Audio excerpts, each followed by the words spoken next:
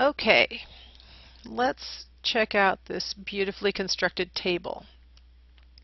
This table is going to guide us through the stages of language acquisition for our primary language, the household language when we were babies, and our rough age and what we were going through at different stages.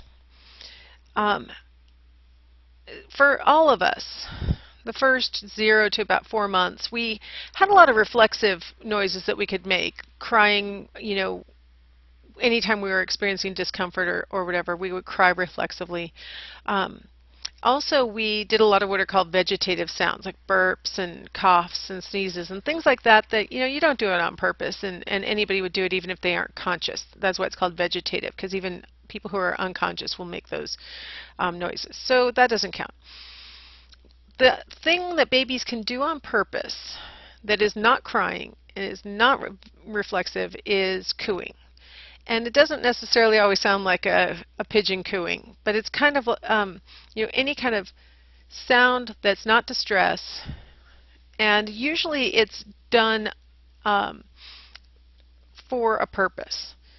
Sometimes the coos will sound really pleasant, like they'll be, oh, oh, oh, and sometimes it kind of sounds like goo, like they're like gah, gah, gah. So kids in this stage oftentimes are characterized, if you're pretending to be a baby, you might say goo, goo, gaga, right? That comes from the sounds that babies oftentimes make during the cooing stage. They also can be sounds like the baby might not be happy, but then you look at their face and you realize they're not unhappy. They'll squeal sometimes, like a squeal that sounds like they're upset, but they're just exclaiming with excitement over whatever they're looking at or reaching for or something like that. So the idea with cooing is they're making a vocal, they're emitting some kind of sound, and on purpose. That's the key. And it's not crying or upset. It's and sometimes they do it to themselves. It's not always to another human. Sometimes they'll be laying in their crib, having just woken up from their nap or something, and they'll lay in there cooing. And who knows what they're looking at in their room, because if you go disturb a cooing baby, you're just not the smartest parent in the world. So you just let the baby coo, and who knows what they're interested in, but something in there has got them going, and they'll sit in there and coo to themselves. The next stage, again, is they may do this to anybody, but they begin babbling. And in fact, in lifespan development, we call it reduplicated babbling during this stage, because they'll get stuck in a loop making the same vowel consonant sounds over and over and over again. So you'll hear babies saying like da, da, da, da, da. It doesn't refer to anything. Da, da is not in the room.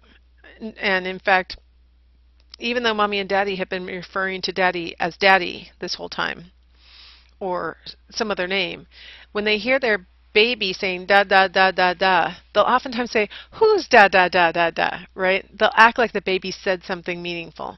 And that helps the baby to realize that the sounds that they're making are potentially meaningful, that potentially it would be the window to communicate with someone else. Early, this 4-month stage, I could take babies from any language who have been being exposed to any language, put them in a room, and you would not be able to figure out which baby has been exposed to which language solely based on the babble sounds that they make. Babies babble phonemes from any language. So you'll hear babies who have only heard English making the sound or the sound that I already mentioned that we really don't use in English. These are sounds that babies are just exploring. They're practicing the sounds.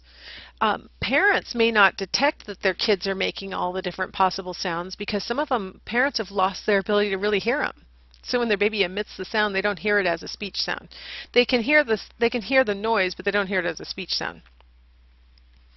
By 10 months, this starts to go away. You start being able to tell which babies have been exposed to which speech sounds. So within 10 months, babies start focusing their babbles on those speech sounds that are part of their home language.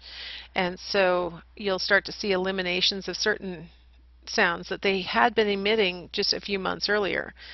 So it really shows that the babies are paying attention to what they're hearing and focusing their energy on those sounds.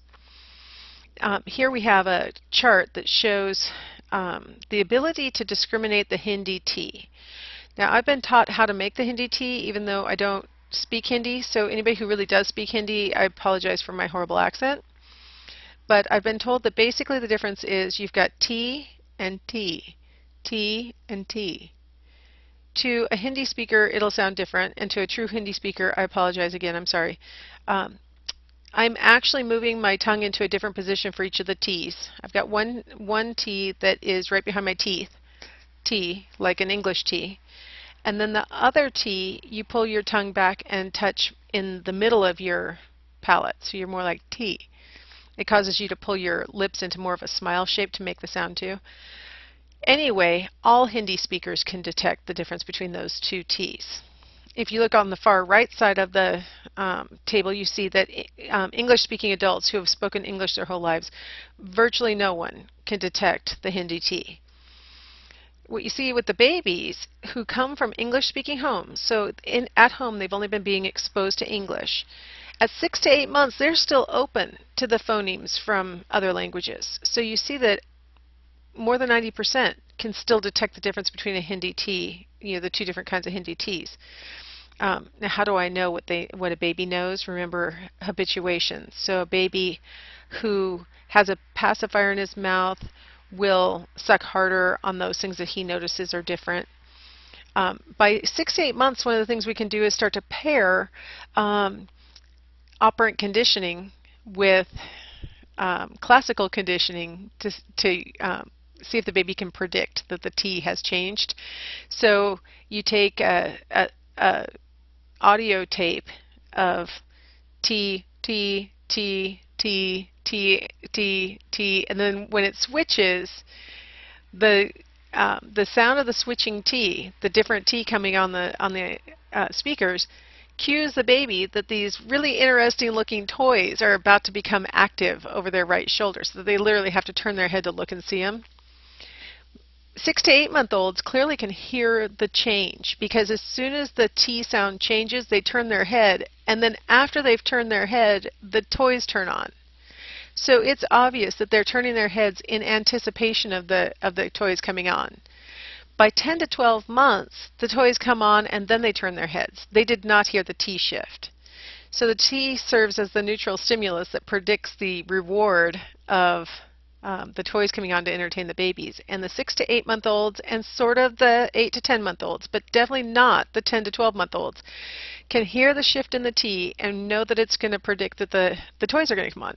So that's how we know that your ability to discriminate speech sounds from other languages really wanes in that first year of life. By 12 months, babies enter the one-word stage. So at this stage, babies are using a single word, like my daughter made up. Every word had an E sound at the end of it. So if she went up, she'd say uppy.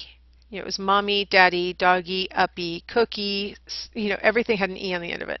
A lot of English words do oddly have an E sound on the end of it. But she didn't just say uppy. She'd go arms extended towards me, looking at me imploringly, and say uppy. Right? So with her intonation, uppy. Her gesture with her arms extended, so I could pick her up. And the context of me standing and her wanting up, those things all together are what's called a hollow phrase. And that allows her to convey the message that she wants up. It's clear what she wants. By 2 years of age, babies enter a two-word stage. We call this telegraphic speech, because back in the old days, if people wanted to buy a telegram, they would try and buy as few words as they possibly could, because each word cost money. And so they would try and convey the meaning with as few words as possible. It's kind of like that with two-year-olds, because they're trying to use a verb and a noun to convey meaning. They say things like, Daddy, throw, and hold their hands out, right? They hold their hands out and they go, Daddy, throw, right? They let the intonation, the dad's holding a ball, so the context is there. So when you have context, intonation, and gesture combined with 1 or 2 words, there's actually a lot of meaning that babies are able to convey, even though they really haven't got, that much vocabulary yet. After 2 years, babies' vocabularies just explode, and they just go from this two-word stage with just a verb and a noun to full sentences, and it seemingly overnight. They go. I remember when I was leaving for school one night, my daughter was like, "Love, mommy," and waving at me as I left. And then I swear, like a week later, she's all, "I love you, mommy," and waving, like a full sentence. And it's like, wow, that is like overnight. They go from incomplete sentences that convey just the basic meaning to suddenly remembering to put in pronouns and things like that. So it's pretty remarkable how quickly babies, once they start to get it, it's like a ball rolling down the hill and gaining speed. They really pick it up. By about 2 years of age, babies have in their vocabulary probably 1,000 or 2,000 words, and they add at a rate of like 100 words a week, new words to the vocabulary. It's really remarkable how quickly babies acquire language. A lot of times people say, seemingly without effort, well, if you know a baby, they struggle. They are trying to learn the language. It's not simple for them. It's just they are willing to put in the effort that, as we get older, we don't want to put in that kind of effort to learn a language, right? So we're like, why is this so hard? Why can't I learn this faster? Man, it seems so much easier when I was a year old, and we don't remember that anyway. But I mean, if you think about it, 2 solid years of effort. And then, of course, babies have a characteristic that us adults don't have, which is they don't mind using the wrong word. They don't, they just correct themselves. They go, oh, I learned the word doggy. I called that cow a doggy. Everybody told me that's actually a cow. Okay. You don't feel embarrassed. You don't care. You just go, okay. And then you try and remember it next time. So baby language acquisition is a lot different than adults. I would like to point out, though, that if you look at some of these stages, kind of as adults, if you're learning a second language, you might go through a little bit of this, right? I know I babble in Spanish sometimes by accident, where I get stuck in a loop and I can't think of the right word, so I make a nonsensical series of vowel consonant words to occupy space. Sometimes you go for the one-word stage. If you only know one word and you're like, you hold up the object, you say its name, and you go, at the end, and you hope that the other person from context, intonation, and gesture can figure out what you're talking about. So I think this is a lot like what we go through anytime we're acquiring a language. The big difference is how exactly you're acquiring language when you're a baby. And there are different theories on this. The older theory would be Skinner's theory, behaviorism that we learned about in learning theory. Skinner's big on rewards and punishment, and he thought that we got rewarded and punished by our peers, our teachers, our parents, for correctly or incorrectly using language. He didn't mean like you didn't speak correctly so you got spanked, or you spoke correctly so we gave you a food pellet. He didn't mean it like that. He meant we tend to get what we want faster and achieve our goals more smoothly when we use language correctly, and that's rewarding. And so it makes us want to use the language correctly. When there are misunderstandings, we don't get what I want, we get ignored, that's punishing, and it makes it more difficult for us. So that's what he meant by reward and punishment. The thing about Skinner is his theory makes good sense, except for every child in every language around the world goes through a phase where they make predictable mistakes in the language. I mentioned by about 2 years of age, babies have 1,000 or 2,000 words in their little mental dictionary. Once it gets to about that level, they start to make errors that are very predictable. They're called over-regularization errors. In every language, there are some words that are not conjugated correctly. I'll use English, and let's use a nice simple verb, to go. If I want to say that I did that in the past, I wouldn't follow the normal rule for past tense, which is to put an ed on the end. Instead, I have to just memorize that the correct form of the past tense of go is went. You just have to memorize it. What you hear little kids doing, though, is saying that they go to the store or they wented to the store. So they know that ed means past tense, and sometimes they misapply that. Skinner couldn't explain that. Kids' parents don't say, I go to the store. Sometimes we do it after the kids start doing it because it's kind of funny to imitate them, and not in a taunting way, but it's sort of like we'll start to use their language style because it's funny. But that kind of error for past tense formation, really common, or for pluralization. We all know you throw an S on the end of an English word to make it plural, unless you're dealing with something like foot, in which case you're supposed to say feet, right? These kinds of irregular pluralization rules, you'll see kids making mistakes. They'll call their feet their foots, or their feetses, or their eyeses. So that's a good one, right? Because eyes, you throw an S on the end. Why are you putting it as a? What are you doing? But kids will misapply the rules. Or superlatives is a good one. You hear kids oftentimes saying mostest or bestest. These are examples of the kinds of mistakes in English that are really common. And Skinner really can't explain it. He tried. He said, well, maybe we inadvertently reward them for using these incorrect forms. But that doesn't explain what generated the incorrect forms in the child in the first place. So here comes Chomsky. Chomsky said the reason why we make those mistakes is that once we get to a certain level of number of words in our lexicon, it becomes too hard to just deal with them as a memory. So he says we utilize a universal grammar system that allows us to figure out the rules of the language that we're exposed to, and that it has to be a give and take exposure. It can't be, passively watching TV or something like that. But a give and take exposure activates the universal grammar system to recognize the nouns, the verbs, the conjugations, the word order, the semantics and the syntax, and all those things, that the universal grammar system automatically takes care of these things for us. He says that we're all born with an innate language acquisition device, that we were born primed and ready to acquire language. The beauty of his theory is that it explains mistakes, because what he says is that once you get to a certain number of words in your vocabulary, it becomes too hard to search for the individual memorized forms of the words. When my daughter was about 2, she knew that the past tense of fall was fell. So I have her on videotape saying bear fell down. Flash forward a year and a half later, and she has begun saying falded for the past tense of fell, or past tense of fall. She said falded, like she threw 2 EDs on the end of fall. Why would a girl who once knew fell start using falded? Well, according to Chomsky, once her vocabulary got to a certain size, it just became too much to memorize. Fell, said, gave, all these, went, all these irregular verbs. It's just too much. So you just go ahead and on the fly apply the rule. Put an ED on the past tense of a verb.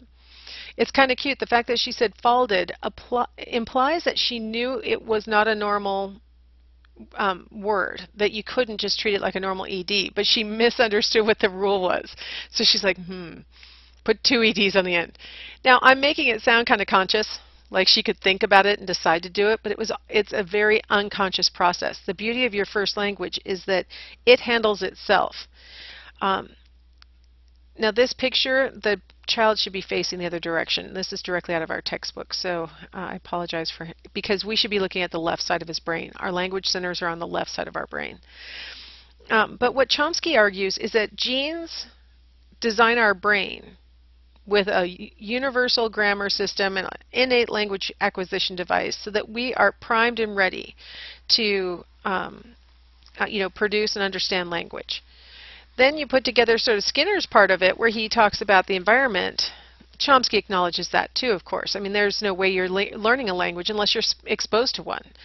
You have to be, talked to, with, and around in order for you to acquire a language. So genes design your brain in a certain way. The environment provides the input to your brain. These 2 things together provide the ability to master a native language. And once you've mastered the language, your Broca's area up in your frontal lobe, which is your language center, will take care of that language and produce your sentences pretty flawlessly. If you've ever stopped to think about how well you speak and how rarely you stammer and things like that, and how you can generate all these novel sentences and all these novel ideas, it's really a testimony to how flawlessly your Broca's area works for putting these words together into coherent, semantically correct, syntactically correct sentences that other people can understand. It's really actually quite amazing. It's my major area of study is memory and my minor is linguistics, because oh my gosh, how in the world do we do this? So I won't bog us down on this for too long. Let's go ahead and take a break here, and we'll come back in the next segment. We'll talk about animals and what they can communicate to each other and to us.